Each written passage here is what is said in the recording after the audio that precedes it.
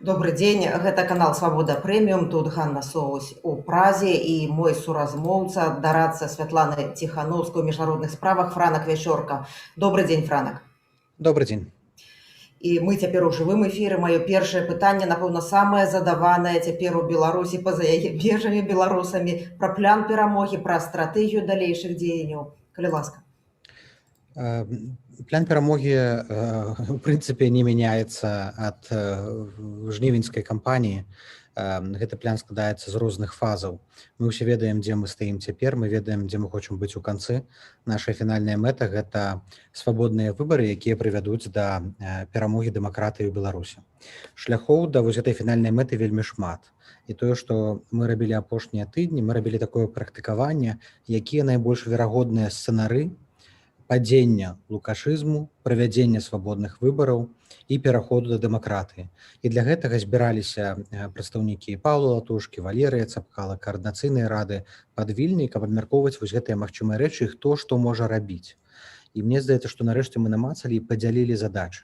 Таму што самая вялікая праблема – гэта не вызначыць, якая мэта, з мэтай ўсё ясна, а зразумець, у якія кропкі рэжыму варта біць, каб перамагчы. Не мае сэнсу біць паўсюль. Наша задача стварыць максімальную колькасць кропак ціску, пры якіх рэжым будзе ізаляваны, слабы, дасць збой і будзе вымушаны пайсці на перамовы. Ну і для гэтага мы выпрацоўваем шмат кампаніяў. Гэтыя кампаніі будуць прэзентаваныя, я спадзяюся, ў бліжэйшыя дні ці тыдзень. Кампаніі, звязаныя з вулічнай актыўнасцю, эканамічным ціскам, міжнародным ціскам, ізаляцыяй Лукашэнкі. Ну і вось там самае цікавае будзе, і кожны беларус можа ўключыцца ў тую ці іншую кампанію. Франак, ваша сфера міжнародная, у ёй актыўнасць вельмі вялікая, поспехаў шмат, узровень сустрэчы, узровень падтрымкі лідаркі Ціхановскай вельмі высокі, асабліва калі параўноўваць сустрэчамі Александра Лукашэнкі, гэта сустрэчы з Пуцінамі, некалькімі амбасадарамі толькі. Які спосаб міжнароднага ўздзеяння на рэжым вы лічыце найбольш эфектыўным? Мы ехалі ў Брусэль у верасні з 14 пунктамі праграмы, дзе казалася не прызнаваць выбары, дапамагчы палітвязням, ізаляваць Лукашэнку, спыніць праграмы падтрымкі лукашэнкаўскай дзяржавы.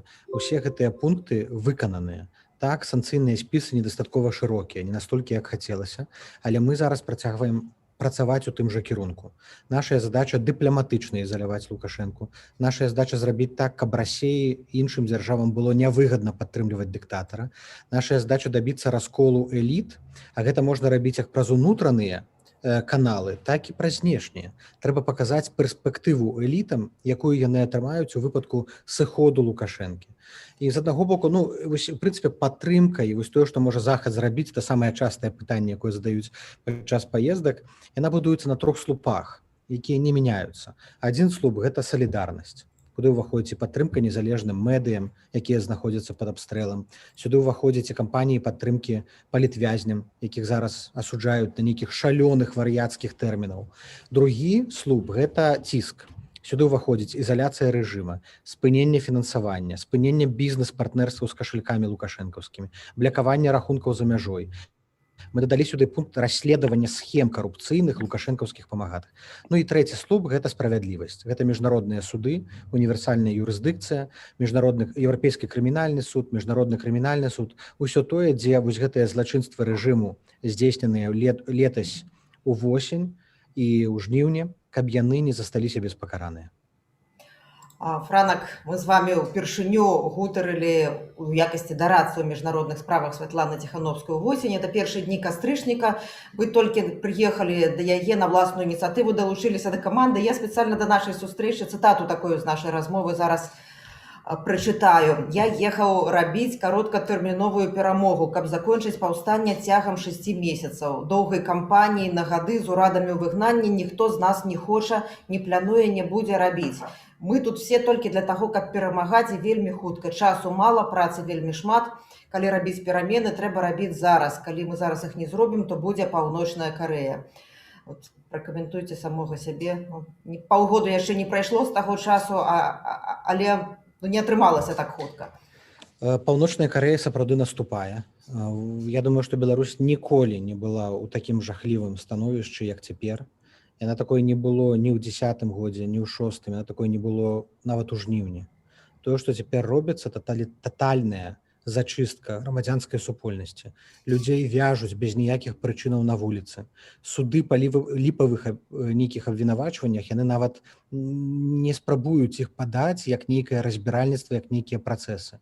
Тое, што робяць з незалежнымі медыямі, вобшукамі, на напад на гэтую асацыяцыю па працы з людзьмі з абмежаванымі магчымасцямі. Сімбальбай, гэта ўсё прыкметы таталітарызму, забарона сімволікі, змены ў кодэксы адміністрацыйных і правапарушэнняў.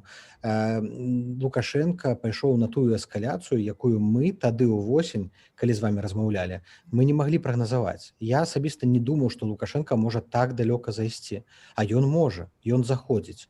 Пытанне, як доўга ён можа ўтрымліваць народ у страху, як доўга ён можа трымаць гайкі закручанымі настолькі моцна, як доўга ён зможа ўтрымліваць эканоміку, якая можа ў любы момант пачаць прабуксоўваць і даваць збой, і калі паваліцца рубель, паваліцца і ўвесь это лукашэнкаўскі цуд. Я думаю, што не шмат. Я спадзяюся, што некалькі месяцаў. Час тут іграе супраць яго, і таму менавіта цяпер, узімку, ён нанес такі удар па нас, па людзях, па моладзі, па ўсіх пратэстуючых, і спрабуючы знішчыць любыя ачагі патэнцыйнага супраціву. Цяпер сапраўды складаны час, зіма, неверагодныя рэпрэсіі, ёсць стомленасць, ёсць расчараванасць, ёсць страх. Пачынаюцца разборкі ў сеціве, часам непрыгожыя, пачынаюцца пошукі вінаватых, у тым ліку сярод сваіх. Што вы, як прадстаўнік каманды Ціханаўскай, можаце сказаць людзям, які пазітыўны, такі рэалістычны месседж вы можаце да іх данесці, каб вось гэтага адчаю, гэтых спрэчак, гэтага пошуку паміж сваіх вінаватых не было, бо гэта непрадуктыўна насамрэч. Спрэчкі нікому не дапамогуць, разборкі таксама не дапамогуць. Памылкі робяць усе. Што было слушным, што было неслушным, пакажа гісторыя, пакажа час. Мы ўсё яшчэ бачым вось гэты зарад энергіі, які распачаўся ў жніўні і працягваецца цяпер. Мы ўсё яшчэ бачым гэтых мужных людзей, якія выходзяць у дварах. Бачым вось гэтых бізнэсоўцаў, якія працягваюць падтрымліваць нейкія грамадскія ініцыятывы. Мы бачым нейкія мастацкія перформансы, вывешванне сцягоў, спантанныя пратэсты. Гэта значыць, што не ўсё знішчана. І трэба бачыць перамогі, а не пройгрышы. Трэба бачыць пазітыўнае. І самае важнае, нельга баяцца. Ведаеце, я думаю, што недавно было інтэрв'ю, пыталіся, якія былі памылкі. Я думаю, што памылкі былі у нас усіх, і самая вялікая памылка, што ў крытычныя моманты, калі Лукашенко з аўтаматам бегаў, ён быў рэальна напалоханы. Ён быў рэальна на мяжы злому. Ён ужо уяўляў сябе ў ролі Януковіча. Магчыма, тады нам трэба было быць рашучымі. А сёння нам трэба быць рашучымі ўдвая больш. Нам трэба быць смелымі, страх нікуды не вядзе. Все роўна людзі, якім зараз даюць шалёныя тэрміны, сядзець столькі не будуць. Тыя арышты, якія масава робяцца, яны, вядома, непрыемныя, але гэта не крытычна. Мы з вами вельмі блізка да перамогі. І нам вельмі важна не дазваляць страху, рэпрэсіям сябе пераламіць. І самае галоўнае, трэба трымацца разам. У нас могуць быць розныя палітычныя погляды. Мы можам любіць Расію, любіць Еўропу, можам ліберальныя, кансерватыўныя каштоўнасці падзяляць. Але трэба ўзгадаць тое, што нас аб'яднала з самага пачатку, гэта жаданне свабодных выбараў. Калі мы згубім фокус, а наш фокус свабодныя выбары, то мы прайграем гэтую рэвалюцыю. Франак, вяртанне Навальнага паказала з аднаго боку, што будзе рабіць падобная аўтарытарная ўлада ў выпадку вяртання лідара. Святлану Ціханаўскую заклікалі людзі вярнуцца, што гэта можа быць падзея. З другого боку, мы бачым рэакцыю грамадства ў Расіі на гэты арышт. Якія высновы каманда Ціханаўскай зрабіла з вяртання Навальнага і з таго, што адбываецца цяпер у Расіі? У Расіі ўсё нашмат складаней, чым у Беларусі. Расійскія пратэсты, яны вядома, у нейкай ступені натхнёныя беларускімі выступамі, але ў іх сітуацыя іншая, таму што ў Беларусі мы перамаглі. У Беларусі свабодалюбівыя людзі ўжо перамаглі на выбарах. Нам не трэба нікому даказваць, што нас большасць. А Навальнаму, яго паплечнікам і тым, хто пратэстуе, трэба яшчэ перамагчы. На выбарах ці нейкім іншым чынам, але трэба гэта яшчэ даказваць. Таму ім у гэтым сэнсе складаней. Мы ж змагаемся ўсяго толькі супраць украдзеных у нас выбараў. Прынамсі з гэтага змагання пачалося, але перарасло ў вайну за нешта большае, за ідэнтычнасць, за годнасць, за базавыя каштоўнасці і правы чалавека. Але я думаю, што ў расейцаў таксама пратэст справядлівы. Навальны вельмі смелы чалавек. Ён зрабіў сапраўды моцны крок, і калі б не было гэтага кроку, не было б гэтых пратэстаў, якія зараз распачаліся. Але з'явіліся пытанні ў жывым эфіры, мы зараз знаходзімся, пытаюцца людзі, ці вядзецца праца з боку атачэння Ціхановскай са стачкамамі заводаў. Са стачкамамі вядзецца, ёсць некалькі стачкамаў больш актыўныя, напрыклад, найбольш арганізаваны гэта Гродны Азот. У іх ёсць актыўная частка, ёсць пасіўная частка, тыя, хто не выходзіць на працу. Яны супрацоўнічаюць з беларускай дыяспорай, праводзяць акцыі, адукацыйную працу ў горадні. Ёсць стачкамы большыя па пратэсце, і, в прынцыпе, стачка якіх больш складаная, гэта Беларусь-Калій, бо іх там вельмі моцна прэсінгуюць. Галаваты дырэктар пастаянна на іх цісне, і таму мы спрабуем мабілізаваць кіраўніцтва кампаніі Яра, каб Яра націснула на Беларусь-Калій і не дазваляць рэпрэсаваць рабочых. Ёсць некалькі іншых стачкамаў, якія нашмат меншыя, пару дзесяткаў чалавек. Яны, як правіла, праводзяць нейкую агітацыйную працу ў сваіх калектывах. Яны атрымліваюць нейкія кампенсацыі, у тым ліку ад беларусаў за мяжой. І яны зараз, іхняя задача гэта будаваць інфраструктуру, каб калі прыйдзе момант чарговага ўзрушэння, чарговай хвалі пратэстаў, яны маглі арганізаваць такі самы выступ, як быў 10 жніўня ці 26 кастрычніка. Франак, і яшчэ пытанні, я хачу іх даволі шмат пачалі задаваць, я хачу хуценька, каб мы паспелі на іх адказаць. Калі падзе рэжым, па якой канстытуцыі плануюць правадзіць выбары? Які ваш адказ? Рэжым падзе, гэта факт. Пытанне з канстытуцыяй, мы ўвогуле сходзілі так, што калі рэжым падае і выбары трэба правесці хутка, а гэта найбольш верагодны сцэнар, то часу на змену ў канстытуцыі не будзе. Хутчэй за ўсё два варыянты. Адзін, яны будуць праведзеныя пры цяперашняй канстытуцыі, да якой будуць уносіцца праўкі на асобным рэферэндуме. Другі варыянт, тое, што выбары будуць адбывацца адначасова са зменамі канстытуцыі, з рэферэндумам па зменах у канстытуцыі. Ну і ёсць трэці варыянт, які таксама досыць крытычны, гэта калі проста адбываецца аўтаматычнае вяртанне рашэннем Вярхоўнага суду аб вяртанні канстытуцыі 94 году. Але ўсё роўна пасля гэтага праводзіцца рэферэндум аб зменах канстытуцыі. Таму што змены патрэбныя, я думаю, што ёсць грамадскі кансэнсус у гэтым пытанні. Ёсць яшчэ одно пытанне, вельмі драматычнае, вельмі важнае. Вы прапаноўваеце, Тацяна задае, вы прапаноўваеце ўсім выходзіць пад дубінкі і кулі. Лукашенко будзе страляць, гэта всім зразумела. Як бы вы адказалі? Я прапаноўваю выходзіць і рабіць так, каб гэтыя пратэсты не неслі, не вялі да затрыманняў і не неслі ніякіх ахвяраў. Нам трэба шукаць такія спосабы пратэстаў, пры якіх рэжым не можа страляць. Калі мы, нашыя людзі, нашыя героі, пачнуць прымяняць гвалт, на жаль, гэта можа развязаць рукі рэжыму. Таму мы паслядоўна заклікаем да мірнага пратэсту. Але памятаем, што пратэст неабходны. Калі не будзе пратэсту, то наша рэвалюцыя будзе паціху сціхаць. Пратэст, нават самы невялікі, як вывешванне сцягоў, нашэнне стужак, выхады на маршы, гэта ўсё дэманстрацыя самім сабе, іншым беларусам, так званая той шэрай зоне, якая не палітызаваная. І, безумоўна, міжнароднай супольнасці, што беларусы супраць. Калі не будзе пратэсту, то не будзе ніякіх санкцыяў, не будзе міжнароднай салідарнасці, не будзе той падтрымкі, якую мы маем. Таму гэта ўсё ўзаемазвязана. Пратэсты, вуліца неабходная. І менавіта вуліца выратуе людзей і вызваліць турмаў палітвязняў. Олег Ждан пытаецца, ці ёсць магчымасць паказальна ўносіць усіх суддзяў і сябраў іх сямей у санкцыйныя спісы? Такой магчымасці, на жаль, няма, таму што не мы гэтыя санкцыйныя спісы зацвярджаем, але мы рэкамендуем. І гэтыя санкцыйныя спісы, яны раздзеленыя па краінах і па катэгорыях. Ёсць краіны, якія ўносяць суддзяў, ёсць краіны, якія ўносяць сілавікоў, чыноўнікаў, кашалькоў Лукашэнкі. Напрыклад, найбольш актыўныя балтыйскія краіны. Літва, Латвія, Эстонія, яны дадаюць у спісы масава, іх там больш за 100 чалавек.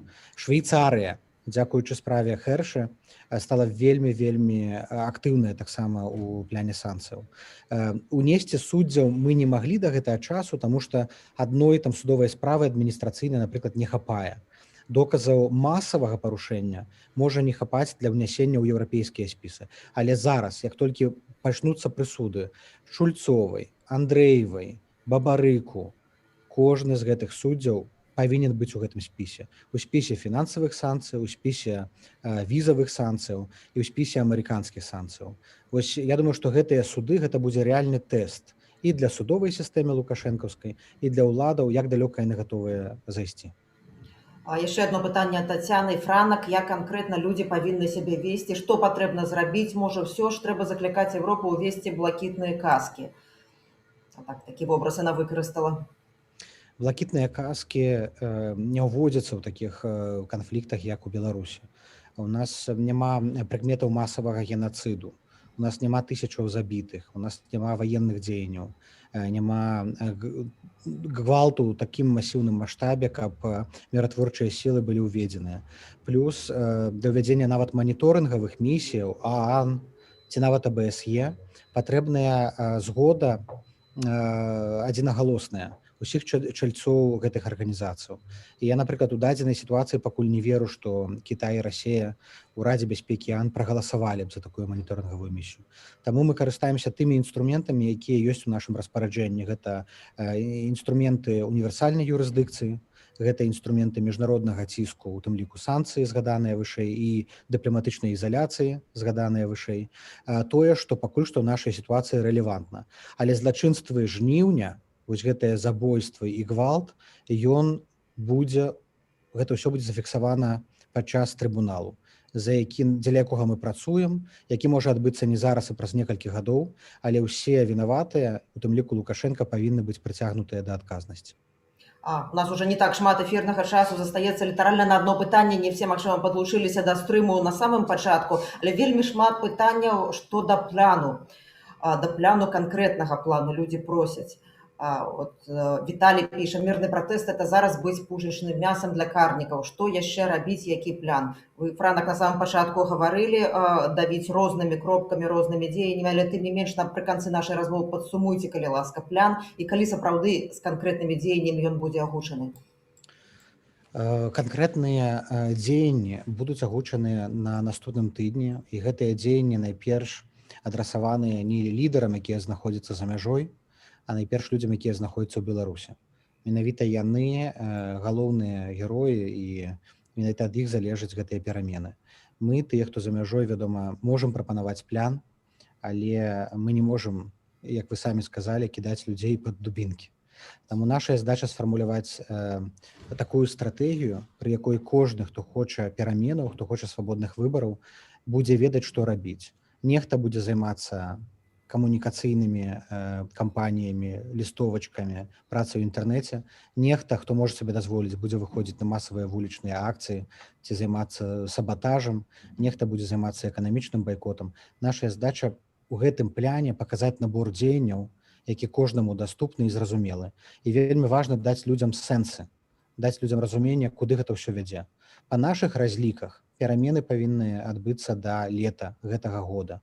І вось гэты план, які будзе прэзентаваны, ён будзе ахопліваць менавіта бліжэйшыя 5 месяцаў. Давайце зробім усё магчымае, каб гэтыя 5 месяцаў прывялі нас да пераменаў.